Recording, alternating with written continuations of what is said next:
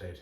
So here we are in the living room. We're going to do a full detail cleaning of the kitchen queen stove.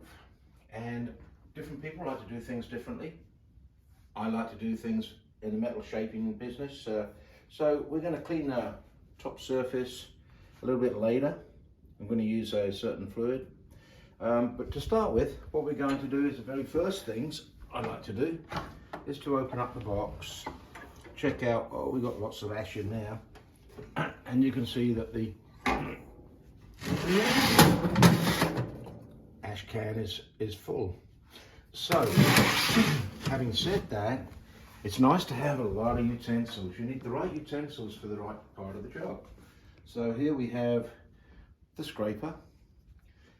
Here we have the log organizer and grate cleaner. I'm going to lay those down here and we'll get into using those in a few minutes. First off the bat, I like to have a dustpan and brush, ideal. We'll have those over here too. And then, first things first, we're going to remove all the ashes from the lower can and from the stove. So it's nice to have all the utensils that you can purchase them, and they come in very handy because we have our fire gloves, MIG welding gloves. They come in real handy, loading the logs, cleaning out a hot stove, but it's all cold. And right now we're going to use our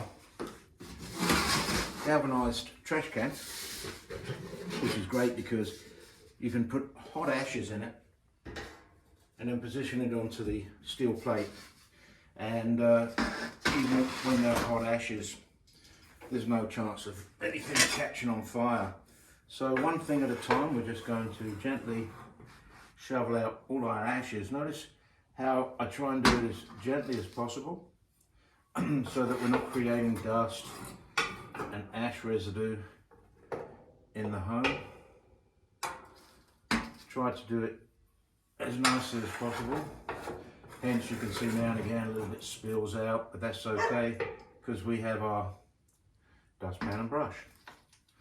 But anyways, we want to do it so that we don't create a whole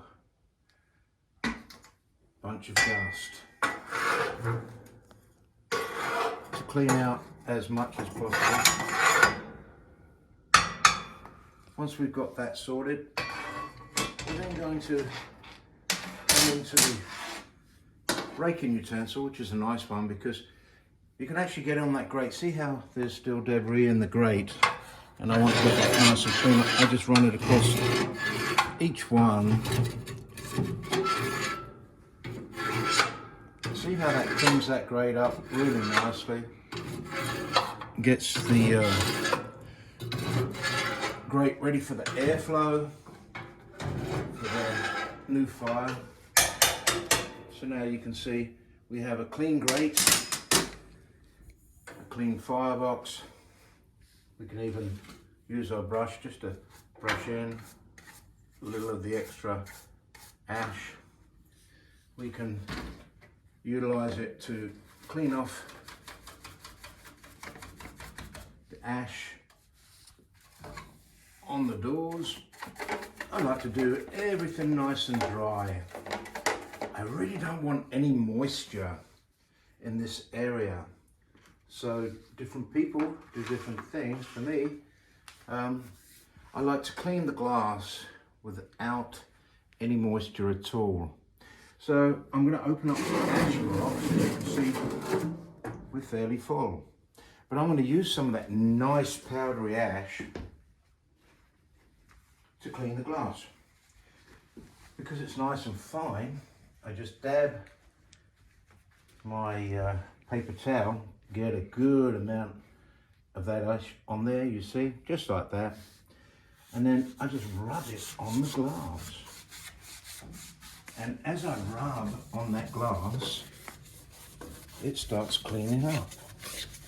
Now, do we want it absolutely spick and span and perfect?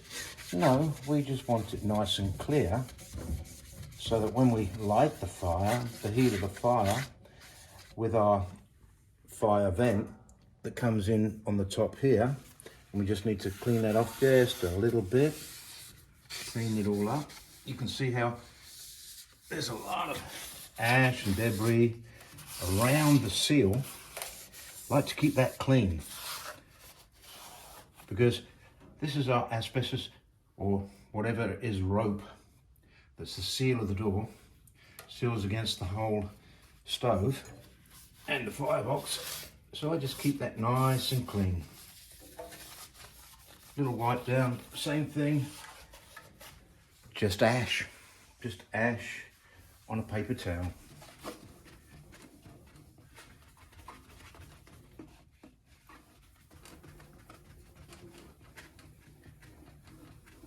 And as you can see, that glass came up relatively clean. You can actually see with the light, we'll get a little light on here, that you can actually see the grate, that the glass is clean, the ashtray is full. So now I'm going to empty the ashtray into our galvanized can. It's a handy little light, one of these, just a workshop light that I use. You can get them at Harbour Freight, they're Braun. They're really nice, you know, they magnetic, so they stay put. So now we're going to empty the ashes. Just do it slow and methodically so they don't create a whole bunch of dust, and my wife gets mad at me because now she has to dust. So, slow and easy is better. Shovels in nicely. You could take the whole tray out. You could actually take the tray outside and empty the tray in the backyard, in the garden. Great for the garden, but we end up emptying the can all in one go. And I'm just saying that we do it this way because even if the fire's hot, I can still shovel out the ashes if we have a long burn, like we do in the really cold weather. So now we're going to place the ash box back in. It can go all the way back, and then I just move it slightly forward, position it nicely. So everything is good. I'm now going to wipe down the top of my ash door. And there we go.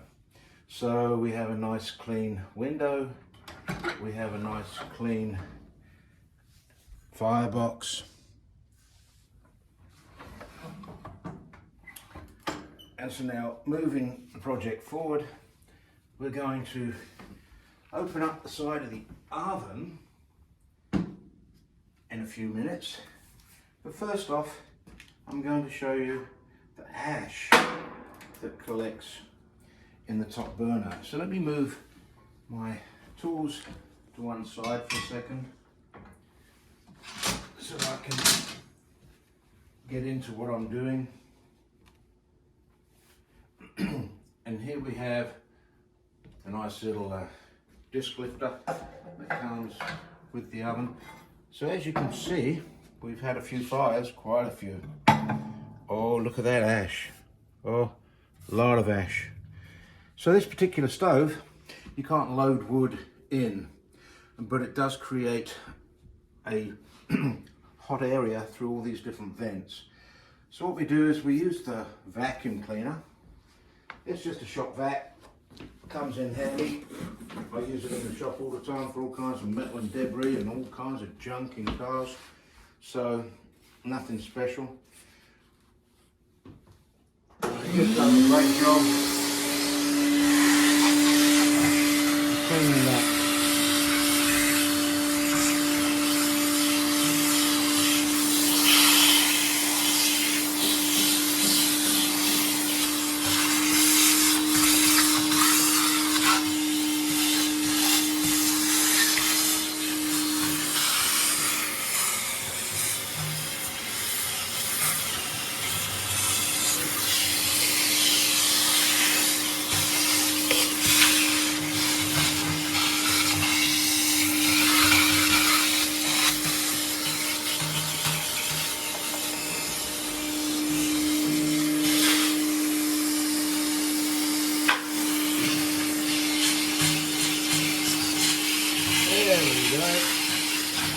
So now the fireplace is nice and clean. And it's a floater, you know, it just sits in that position. Close to that. You can actually remove it, but we're not going to for this particular cleaning. I just clean the majority of it because we're going to do a lot more cooking. If I was getting it ready for the end of the year and we weren't going to be using it in the summer, and then I just take my brush and I brush the seal just around the edges, just to make sure that the ash and everything that I vacuumed out, not a problem. And position the lid down, and we'll do the same thing over here. There probably won't be as much debris on this side as there is on the other, because this is the oven side. So the oven side has what you call a black cinder. See the ash? It's very black, very dark. So we'll do the same thing with the vacuum.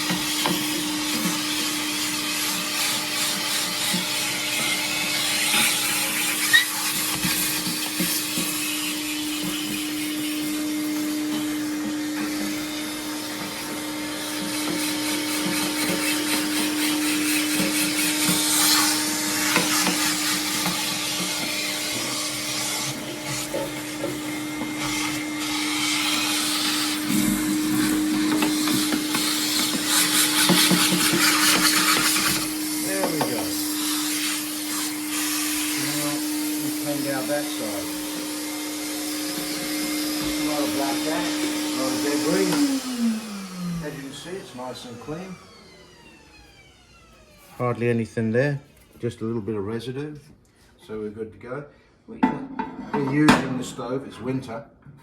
If I was going to give it a full clean, I'd probably remove all those and just super clean them, but for right now, we're just doing a really thorough detail clean.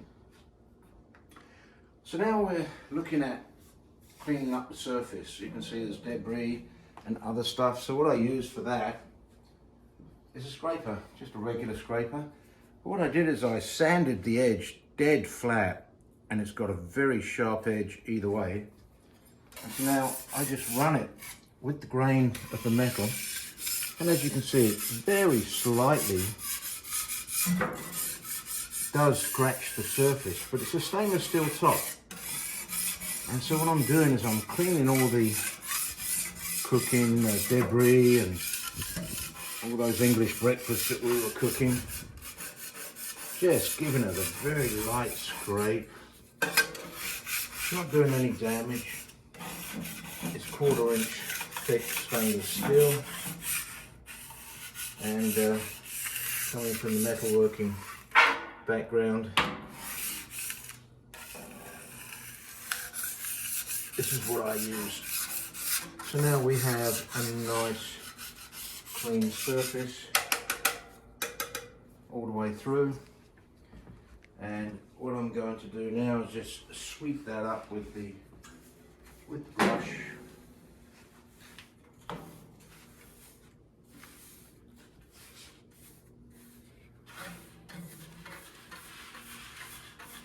It's amazing how much debris collects. You can see all the chunks of stuff, whatever that might be. And now we're going to give it a light coat. And I use Gibbs. You know, a lot of people use coconut oil, maybe canola oil, whatever they might use. That's fine. For me, for metal, I like to use Gibbs. It's non-silicone. It's just you can clean all kinds of stuff with it, mechanical stuff, guns and machinery, all different things.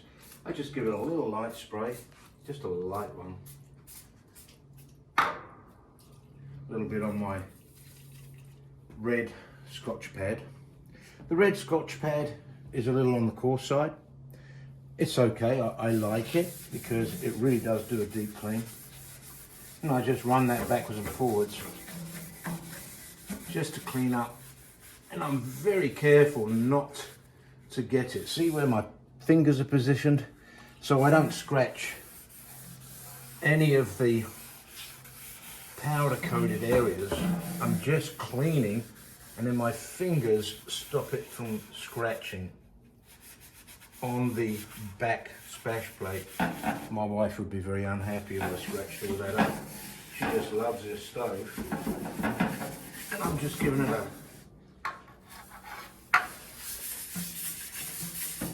good wipe down.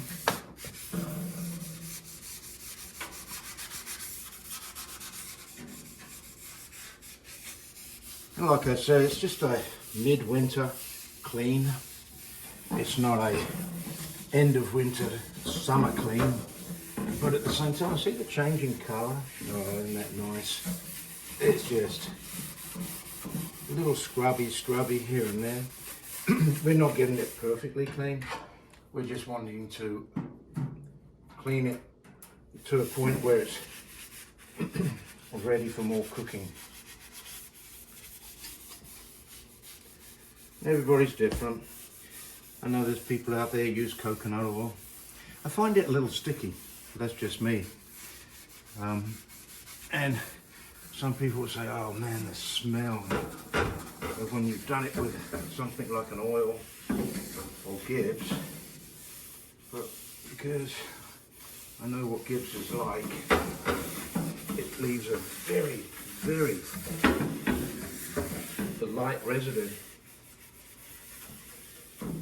And so I just give it a quick scrub and rub. Nothing crazy.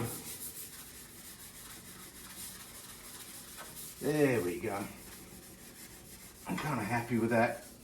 I could go more detail, but I'm not going to. I'm going to lay this over here. Got my cloths all ready to go. You always want workshop cloths. Otherwise you're going to get everything greasy and oily. Your wife won't be too happy. So now it's a nice clean cloth. You see how clean that cloth is.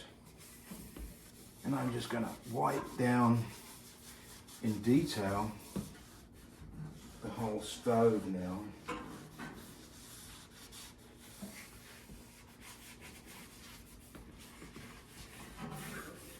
Just all the way to the edges, just to get that nice thin film. I'm going to now wipe across the whole stove.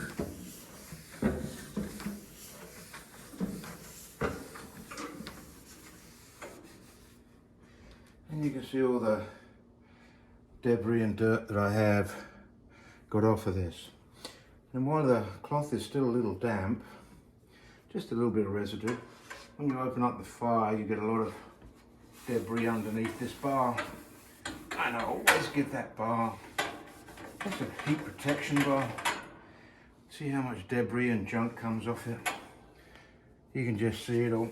And I just clean the underneath of that. The top of it looks really super clean, but the bottom is always a little dirty.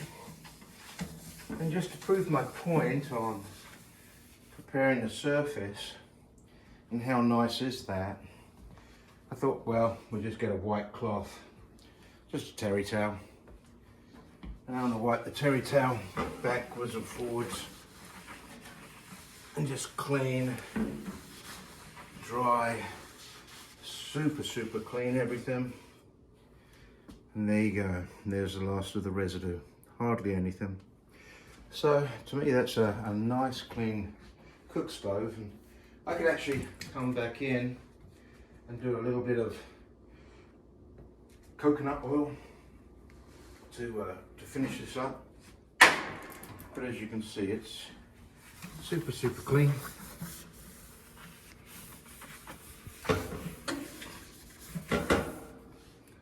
Every time you wipe it, you get just a little essence off it.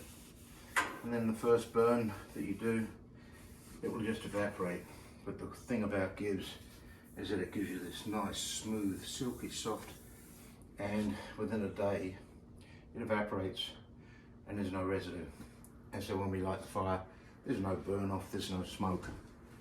Anything else, it may have that problem. Coconut oil probably. I hate smoke in the house. I just like things to be nice and clean. So we're wiping everything down that we just detailed lubed, just to give it a little clean on all the guards. A little bit of dust, a little bit of heat, just to spiffy it up a little bit. Nice soft cloth, turn it inside out. We'll give it a little wipe down on the top, just very light touch to that. And then my wife is going to make up a nice little vinegar and water so that I can clean the backsplash just a little bit. See the lines that I'm leaving on the backsplash? You can see a little bit of grease and oil. So we'll get into the final stages of that a little later with the vinegar and water, or apple cider, whichever she uses. I'm not even sure, but it does cut the grease nice. So there you have it. Got a nice clean top stove, got a nice clean glass, got a nice clean burner. We're ready to load our wood in and start our fire anytime. So the other aspect I was talking about is the part to the oven. And just as you saw, there's really thick black ash in here, and there's sort of burnt cinders and ash in here. This is also going to be another aspect you want to clean. And it's nice having a nice rug, and then that way you don't scratch any of the surfaces. Little wing nuts down in here. And we just take this section off. And we clean out the little area down in this section, which is underneath the oven. As you can see, plenty of debris and garbage in there. So this is where the vacuum comes in real handy. And like I say, don't be using your wife's best vacuum. Use the old shop vac. She won't know.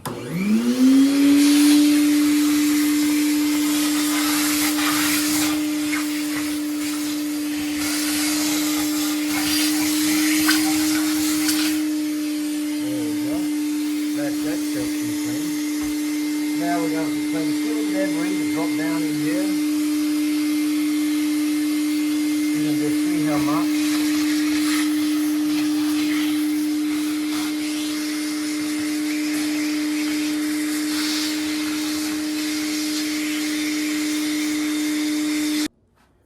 So as you can see, I've taken off the door and the ceiling door with the fire strip, and I have to clean around the area where it is. And then all the debris that's in there, you can really see there's a lot of debris in there. See how thick and heavy that ash is. So it's nice with the Kitchen Queen. It comes with the right tool. And all I'm going to do is I'm going to go all the way to the very back.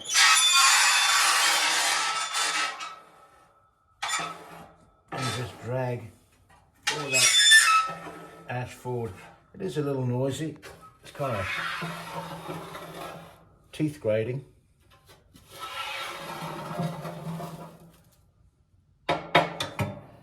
And then take the lid, comes in handy. And I'm just going to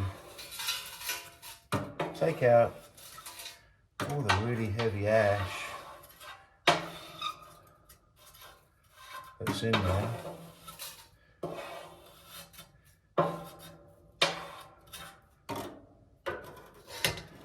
As I was saying, this kind of stuff is very messy. You wouldn't want to use your best vacuum. My wife's not that kind of a wife. She's very loving. She just wanted me to do this, so I use a shop vac. Very important to clean all this stuff out. You can see how much stuff is coming out.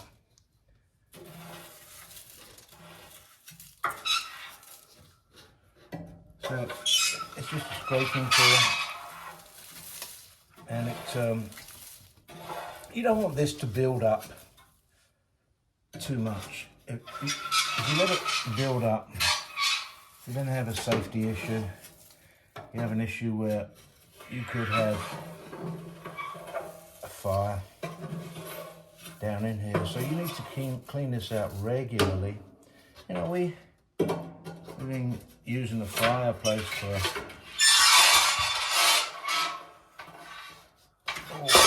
I don't know, maybe three months. And it's the first time I've cleaned this box out. Probably should have done it a little sooner. But it's all a learning curve. It's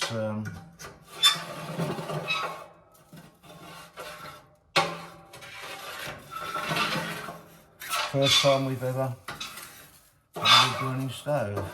So now that I've got all of the debris out of the lower section, as you can see, it's quite considerable.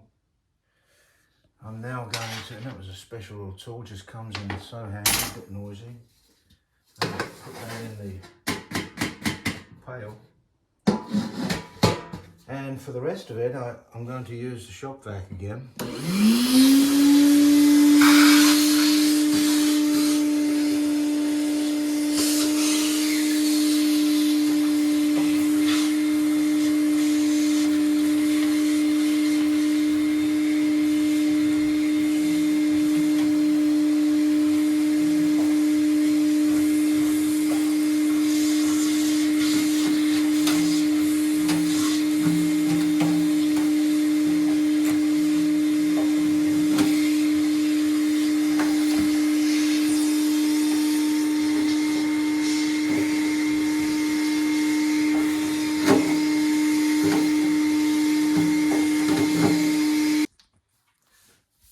So as you can see now, the box is clean.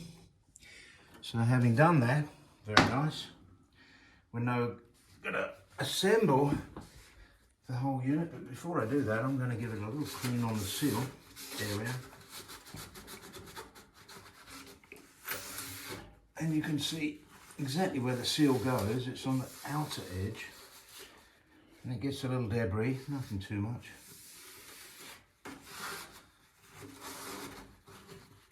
Clean the thread. So now we've cleaned everything out.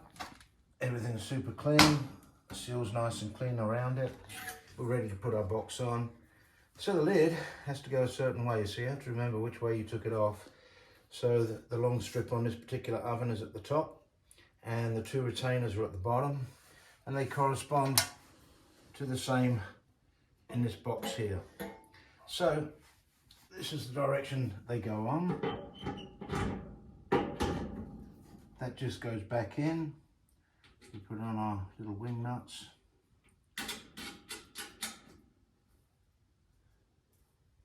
Tighten those down, make a good seal. Very easy, straightforward.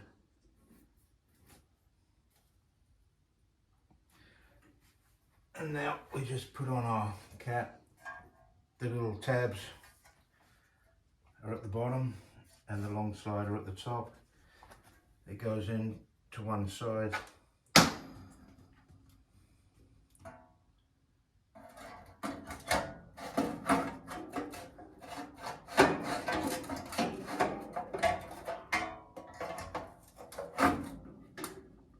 we go.